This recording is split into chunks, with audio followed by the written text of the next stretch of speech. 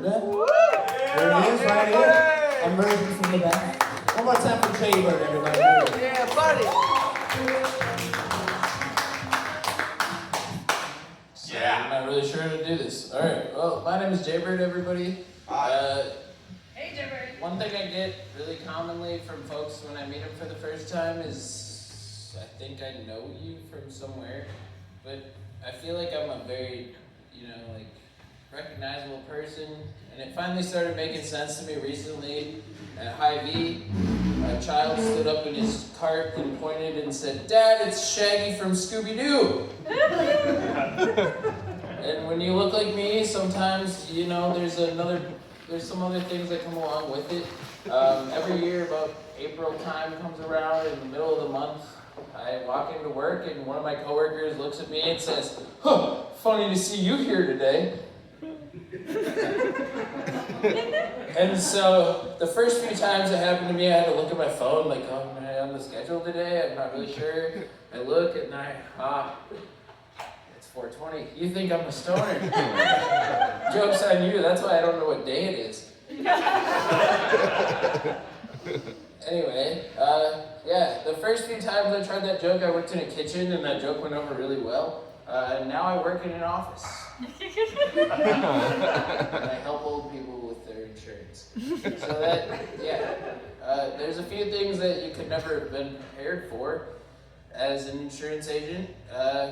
It's 8 a.m., you walk up to your client's door, it's a beautiful, huge bay windows on a farmhouse, and it's not. Kind of stand back, admiring the view. All of a sudden the door opens and the face comes out like this. "Oh, sorry, I wasn't quite ready for you yet. Hold on." Door closes, and right in front of the big bay window, the man walks like this in his skivvies, full tidy whities. Right? Yeah, no, he was not aware of that.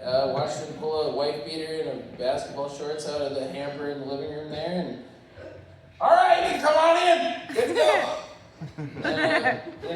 When your average clientele is around the age of 70, you really hope to never see any of them naked. But I am not convinced that I have clients that are not trying to see me naked. You would think that the worst thing you could imagine, you sit down at their kitchen table, you really try to help them out with their life, and the Fox News is just blaring in your ear. But honestly, it's not so bad when you think with the perspective of sitting in a woman's living room and she's got her soaps on for the day. It really seems kind of innocent, but as you're sitting there and the volume is way too loud and... Oh, I'm very distracted now. Hold on. The soap she was watching very much is basically softcore porn. There's a lot of titties on the TV. It's really hard to focus on your Medicare where there's titties on the TV. And the premise of the show this lady is watching is the insurance man knocking on the door and then banging her brains out. Not great. You can't really blame Karen though, it's probably been a few years since she's had a boner that wasn't sponsored by Blue Chew. Speaking of Blue Chew, I'm sworn off the stuff. I learned my lesson at a young age. Yeah. I got an email from my campus in college. It said, $20 an hour, nude models for the art class. Well, at 18 years old, they needed me for 5 class periods. You sign up for a little bit of embarrassment and you get 5 cases of beer. Sign me up. That was the email that I sent. Sign me up. Well, the time started to get a little bit closer to when I was supposed to perform. I got really nervous. You see, I have a little bit of a predicament. I'm a grower, not a shower. And so that's where the Blue Chew comes in, You hear all these ads on these podcasts and like hymns, I think hymns actually might be my diary. They like, oh, your hair's falling out, your dick's not working right, you're kind of sad.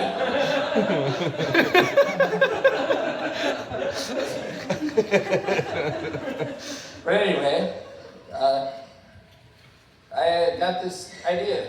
You know, if I eat a quarter of a blue chew, maybe I can get like a half chub, and then everyone in this art class will be ready. You know, they'll be impressed a little.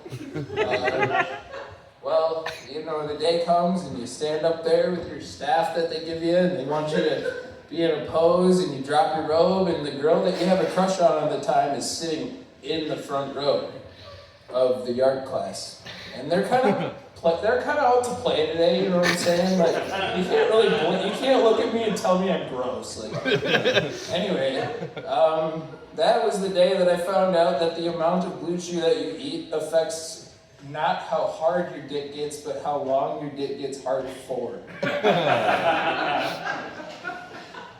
Speaking of boners, there's been a lot of talk about the church tonight. Yeah. No, the pastor didn't make me, don't worry. I actually was very close with my pastor's kids. Oh, God. We played a game called Whoever Gets a Boner First is Gay. Anyway, I'm Jaybird. One more time for Jaybird, everybody. Was that your first time? First time ever doing comedy?